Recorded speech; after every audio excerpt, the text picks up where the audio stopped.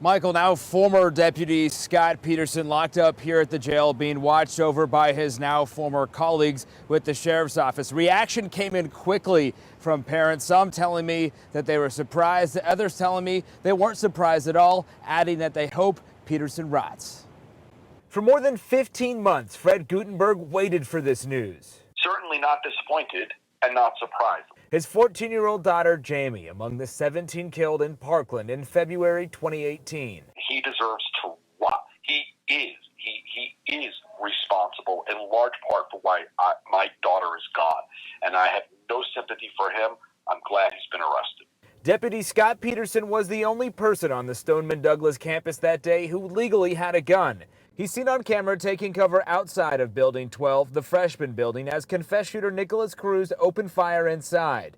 The former Broward County Sheriff Scott Israel condemned Peterson's inaction and suspended him. Went in, addressed the killer, killed the killer. Peterson resigned 8 days later. The news of the arrest broke during the middle of a previously scheduled Marjory Stoneman Douglas commission meeting. We have just arrested Deputy Scott Peterson, 7 felony counts, 4 misdemeanor counts, and 1 count of perjury. Tony Montalto lost his daughter, Gina. Today we saw one of the first signs of accountability for the failures that occurred in this terrible tragedy that took my daughter, Gina, as well as 16 other wonderful souls. Gina Hoyer's son, Luke, was next to Gina Montalto when he was killed. I was in shock. My heart was beating so fast. I was really shocked because it seems like since February 14th and days that followed, we've dealt with nothing but unaccountability.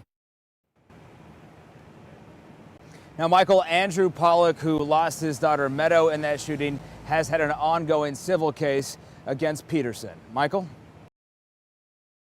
Yeah, these two burglars actually made their way into the home in this Wellington backyard, ignoring signs like this one about a security system, this one right here that they're going to be on camera, and instead they went for it, busting into the home right through this door. Take a good look at these two, dressed in bright orange vests. The first guy in a Miami Heat hat, the other with the hood on. One knocks on the door and checks the handle, clutching a crowbar. He later acknowledges the camera, spraying WD-40 on it, only for it to clear up in time for the world to see them force their way into Jake Wetjen's home. I do IT work. I install cameras and TVs and stuff like that. That's why we have the footage we have. So we have the signs here, and as soon as you hit the left, you'll see the camera up top here. They came onto the patio, cracked open the door here, and then worked their way inside. Once they got in, they made this corner, and then went right into our bedrooms. Inside, they rummaged through Jake's room. He says they took his MacBook Pro laptop, his Smith & Wesson handgun, and his mother's ashes. My mother's ashes, that was the only thing I had left of my mom.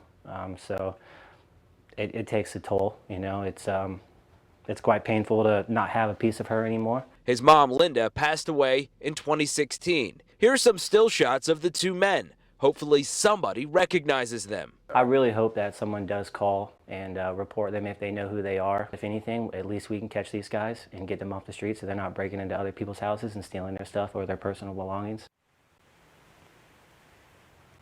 Now, we have those pictures and that video up on our social media and our website. If you do recognize them or have any information, you need to call the Palm Beach County Sheriff's Office. We're live in Wellington. Andrew Lofholm, WPTV, News Channel 5.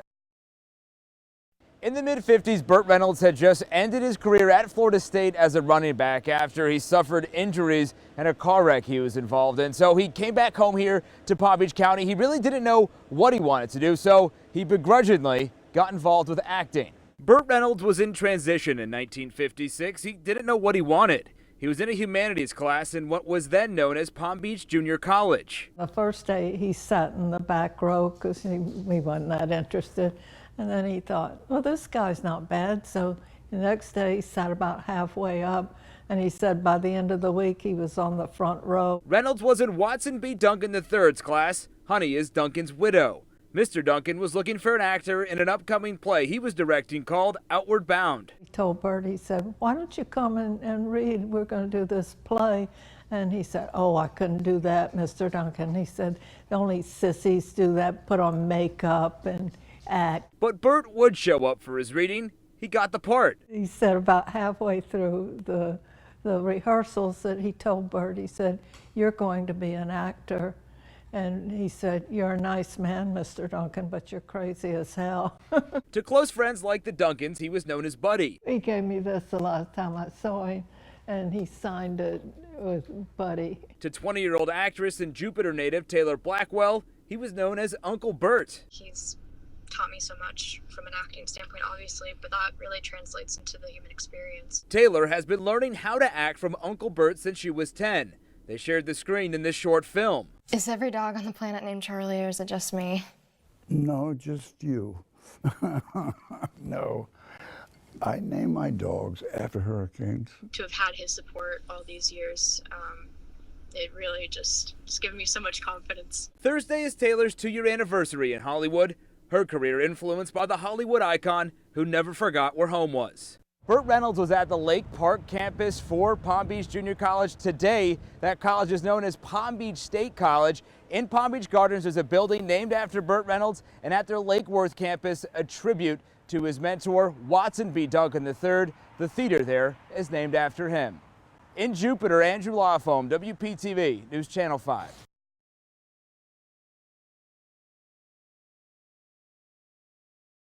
In the $1 million race for House District 89, it was a race against the clock.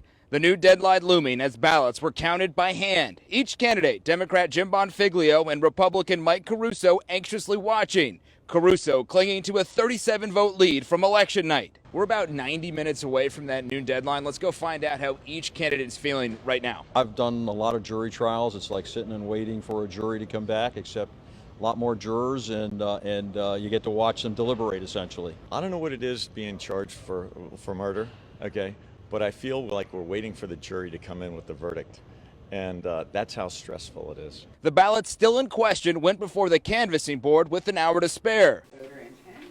30 minutes to go, Caruso declared the winner. Emotional. I'm almost in tears. Great. I'm excited. You know, we won on election day. And we won here today. Bonfiglio gracious in defeat. This is representative democracy in action. I think I said that once before, and it's great. Supervisor of elections Susan Booker still needed to upload the results by noon and made it, but barely. 1 second. You literally made it with 1 second. 11:59:59. It takes, there's 3 different functions to upload, so it's kind of unfair, but we made it with 1 second to spare, and I'm very proud of my team. There's still one more race to go, and that's for Florida Agriculture Commission. That recount will start Tuesday unless the Republican candidate Matt Caldwell concedes to Democrat Nikki Fried. In Riviera Beach, Andrew Lofholm, WPTV News Channel 5.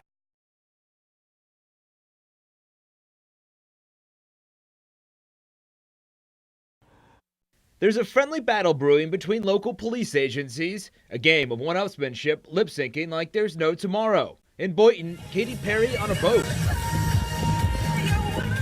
In Delray, a little bit of this. Spanish, Haitian, Indian, Jamaican. A little bit of that. In Boca, making Olaf proud. And then at Florida Atlantic University, with more than 4 million views already, Brittany. That's FAU officer Michael Marzigliano and his drug-detecting, show-stopping canine, Kona. And a lot of people were making all those comments on the video saying, you know, the dog seems unfazed, he must do this all the time. Yeah, that's pretty accurate. On top of humanizing the badge, there's a story behind his now viral performance. He recently got a call from a former girlfriend who he's still close friends with. She said she had stage 4 carcinoma. I mean, she said, hey, you know, have you seen those lip sync videos that all the other officers have been doing? I said, yeah, no, of course I've seen them. I've seen you sharing them. Well, she wanted him to do one to brighten her day. I was in my driveway. I hadn't even left for work yet. And I said, before I even hit the road, let me just sit here real quick. Let me just do this. And she was just cheered up, glowing. She called me up and said she was so excited to see that. And she was real thankful that I did that, and it made her day a lot better. All right, so what do you want to send us home on? Well, what do you want? I don't know. What do you want? Well, what do you really, really want? No, what do you really, really, really want? Yo, see what I want, what I really, really want. Don't tell me what you want, what you really, really want. I'll tell you what I want, what I really, really want. Don't tell me what you want, what you really, really want. I wanna really, really, really want.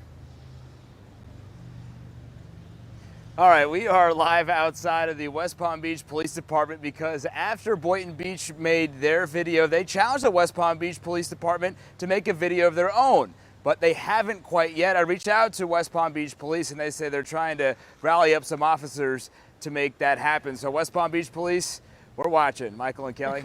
Well, you can give them lessons now, big guy. Oh, sure. That's, yeah. You looked a little God, reluctant. I don't know about that. Good stuff. The officer there, he carried me through it. He's a natural showman. He is a I was really natural, nervous for that, exactly. actually. Very, very impressive. I'd love to, as dog, his canine sitting there